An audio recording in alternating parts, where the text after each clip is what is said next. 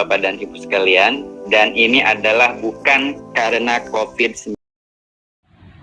Apa yang dimaksud dengan understanding? Nah, understanding ini memiliki makna yaitu memahami.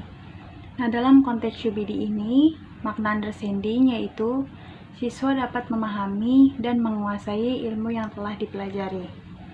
Pemahaman dapat diketahui ketika siswa dapat memahami dan mentransfer pembelajaran atau ilmu yang telah mereka peroleh, yang telah mereka pahami melalui penerapan yang nyata. Dengan kata lain, pemahaman ditujukan ketika siswa dapat mempraktikkan ilmu yang telah mereka peroleh tanpa harus diminta atau didukung oleh guru mereka. Untuk mengetahui pemahaman pada siswa, menurut AICD ini diukur dalam 6 cara, yaitu yang pertama menjelaskan. Siswa dapat menjelaskan konsep yang telah dipelajari menggunakan bahasa mereka sendiri. Nah, yang kedua yaitu menafsirkan. Nah, siswa dapat menangkap makna dari ilmu yang telah dipelajari. Yang ketiga, menerapkan. Siswa dapat menerapkan ilmu yang telah dipelajari di dalam kehidupannya. Nah, yang keempat ada mengubah perspektif, yang kelima berempati, dan yang keenam menilai diri sendiri. Dalam konteks ini, makna understanding ini, siswa tidak hanya tahu teori atau konsep saja, atau dengan kata lain menghafal atau textbook gitu, melainkan ia tahu makna dari ilmu yang dipelajari sehingga ia dapat menerapkannya di dalam kehidupannya dalam segala situasi. Mengapa transfer penting sebagai indikator understanding? Nah, di dalam pertanyaan ini kita memiliki dua kata kunci, yaitu yang pertama transfer dan yang kedua understanding. Nah, transfer ini memiliki makna menerapkan dan understanding ini memiliki makna memahami. Nah, transfer penting sebagai indikator understanding karena di antara dua kata kunci ini memiliki keterkaitan satu sama dengan yang lainnya. Nah, apa makna dari keterkaitan tersebut? Jadi, makna keterkaitan tersebut yaitu ketika siswa sudah memperoleh ilmu pengetahuan dan memahami betul akan ilmu yang dipelajari tersebut, maka tahap selanjutnya siswa mentransfer atau menerapkannya dalam kehidupannya. Ilmu-ilmu yang telah diperoleh, yang telah dipahami, itu diterapkan dan digunakan secara kreatif, fleksibel, dan dalam pengaturan yang berbeda. Nah, transfer ini dipengaruhi dari bagaimana siswa memahami ilmu yang telah dipelajari daripada hanya menghafal saja. Jadi, pengetahuan dan keterampilan yang telah didapatkan dan dipahami harus disesuaikan dan diadaptasikan untuk segala situasi. Nah, dalam konteks ini, guru dapat mengetahui apakah siswa sudah memahami atau belum akan materi yang dipelajari melalui proses transfer. Nah, dalam proses transfer ini, guru perlu melihat perihal proses transfer yang dilakukan siswa. Apakah proses transfer yang dilakukan siswa tersebut sudah mencapai tujuan pembelajaran atau belum? Nah, jika siswa tersebut sudah mencapai tujuan pembelajaran yang telah ditetapkan, maka dapat dinyatakan siswa tersebut telah memahami betul akan materi yang telah dipelajari, makna dari ilmu yang telah dipelajari tersebut. Nah, jika siswa tersebut belum mencapai tujuan pembelajaran, maka dapat dikatakan siswa tersebut belum memahami makna dari ilmu yang telah dipelajari. Jadi, guru tidak akan tahu apakah dalam proses pembelajaran tersebut berhasil atau tidak jika tidak melalui proses transfer dari ilmu-ilmu yang telah dipahami oleh siswa. Saya Siti Rohama akan membahas tentang kaitan dengan asesmen sebagai evidence. Bukti penilaian yang dikumpulkan diperlukan untuk mendokumentasikan atau memvalidasi pembelajaran yang diinginkan itu tercapai. Tidak hanya sebagai konten yang dibahas atau rangkaian pembelajaran.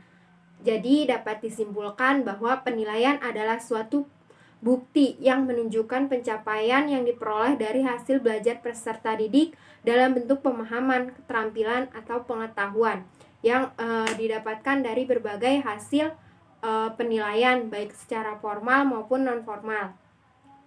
Dengan demikian, adanya bukti penilaian dari hasil kegiatan pembelajaran tersebut, pengalaman yang diperoleh oleh peserta didik itu tidak hanya dijadikan sebagai konten atau rangkaian pembelajaran saja, tetapi pengalaman tersebut merupakan suatu pencapaian yang akan diterapkan peserta didik untuk mengevaluasi dirinya. Yang selanjutnya yaitu contoh understanding, transfer, dan bukti penilaian dalam konteks pembelajaran SD.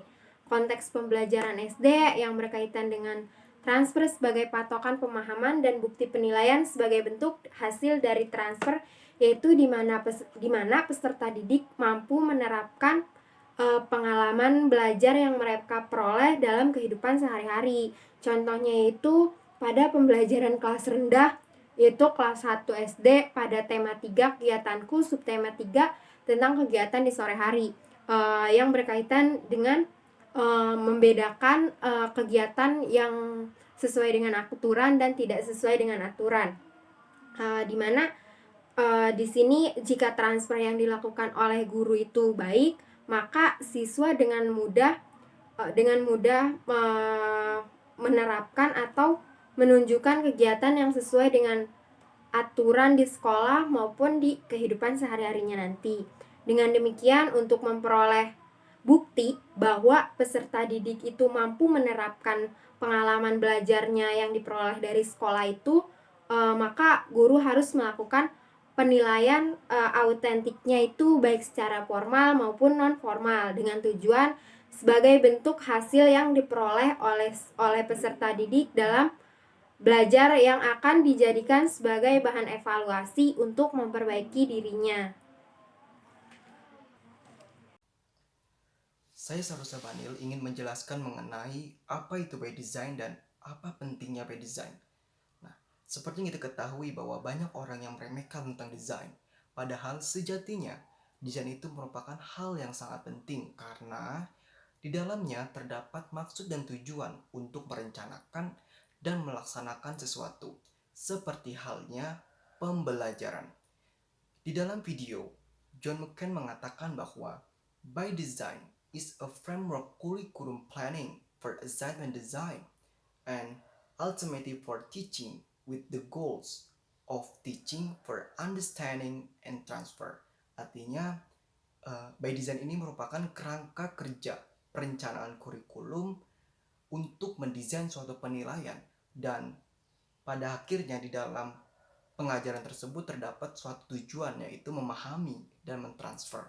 Nah, di dalam suatu pembelajaran yang menjadi seorang desainer atau perancang pembelajaran adalah guru. Nah, di mana tindakan seorang guru sebagai desainer adalah menyusun kurikulum dan pengalaman belajar untuk menentukan tujuan-tujuan tertentu dan juga merancang suatu penilaian untuk mendiagnosis kebutuhan-kebutuhan para siswanya. Serta desain ini berfungsi untuk memandu pengajaran para guru sehingga memungkinkan para guru untuk menentukan apakah tujuan itu tercapai dengan baik atau tidak. Seperti layaknya profesi desain lainnya, yaitu contohnya adalah arsitektur, yang dimana profesi desain ini sangat berkaitan dengan klien. Artinya efektif atau tidaknya sebuah rancangan yang dirancang oleh seorang arsitektur tersebut akan terlihat pada hasil akhirnya, apakah hasil akhir tersebut sudah sesuai dengan tujuan yang telah direncanakan sebelumnya atau sebaliknya. Dan begitu juga dengan pembelajaran. Klien utamanya adalah seorang siswa, yang artinya efektif atau tidaknya sebuah rancangan yang dirancang oleh guru, baik itu kurikulum, penilaian, dan lain sebagainya, itu akan dilihat pada hasil akhirnya apakah sudah sesuai dengan tujuan yang direncanakan sebelumnya atau sebaliknya.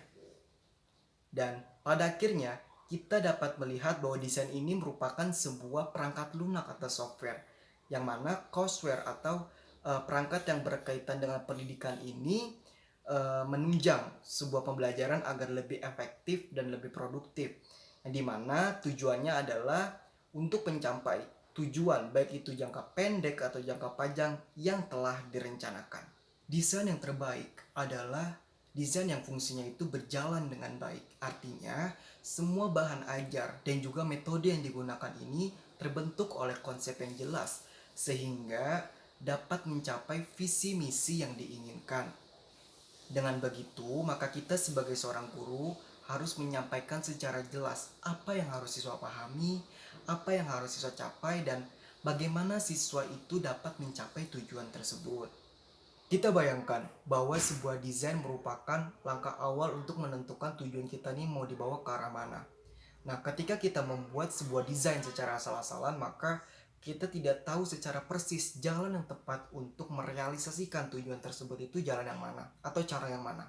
Nah, dengan demikian kita sebagai seorang guru ini ketika menuangkan ide-ide besar untuk dijadikan sebuah desain pembelajaran ini harus dituangkan secara jelas dan mudah dipahami, sehingga siswa pun dapat memahami isi dari pembelajaran tersebut. Dengan demikian tujuan dari apa yang kita rencanakan tersebut dapat terrealisasikan dengan baik, yaitu siswa dapat memahami dan mentransfer ilmu-ilmu pembelajaran yang telah kita berikan.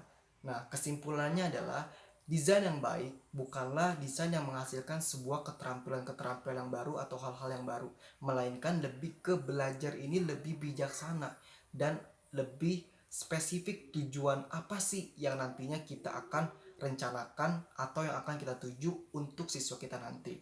Itulah terkait dengan apa itu by design dan pentingnya by design. Halo, saya Fahri Husaini. Selanjutnya kita akan membahas tentang contoh by design dalam pembelajaran di sekolah dasar. Sebelumnya rekan saya sudah menjelaskan apa itu by design dan pentingnya by design. Seperti apa yang kita ketahui, dalam hal ini UBD menerapkan sistem backward design, yaitu desain mundur. Di dalam video menurut Wijin dan McTG, desain yang tepat untuk pendekatan understanding by design adalah backward design, di mana suatu rancangan pembelajaran disusun dari belakang, yaitu berawal dari penentuan tujuan pembelajaran, kemudian evaluasi, dan kemudian kegiatan yang tepat untuk mencapai tujuan tersebut. Nah, desain ini bertujuan untuk meningkatkan pemahaman siswa. Secara garis besar, ada 3 tahap utama backward design. Tahap pertama itu menentukan hasil yang diharapkan. Itu tahap pertama itu menentukan tujuannya kemana. Lalu tahap kedua menentukan bukti-bukti yang dapat diterima. Pertanyaan pokok yang mesti dijawab di sini adalah bagaimana kita sebagai guru dapat mengetahui jika siswa kita telah mencapai hasil yang diharapkan. Apa bukti-bukti yang kita harapkan untuk mendukung pemahaman siswa. Lalu yang terakhir, tahap ketiga, menentukan instruksi dan proses belajar yang ingin diterapkan. Dalam hal ini, contoh pembelajaran di sekolah dasar itu pada kelas 5 semester 2, tema 8 lingkungan sahabat kita, subtema 3 usaha pelestarian lingkungan. Pada pembelajaran ini sudah jelas bahwa tahap pertamanya yaitu melestarikan lingkungan sekitar, kan, tujuannya melestarikan lingkungan sekitar. Lalu tahap keduanya itu di dalam buku ini siswa ditanyakan seputar pemahaman tentang melestarikan lingkungan. Lalu yang terakhir itu tahap ketiga, yakni guru menentukan proses belajar dan langkah-langkah yang tepat untuk melestarikan lingkungan sekitar. Baik, itulah salah satu contoh by design dalam pembelajaran di sekolah dasar.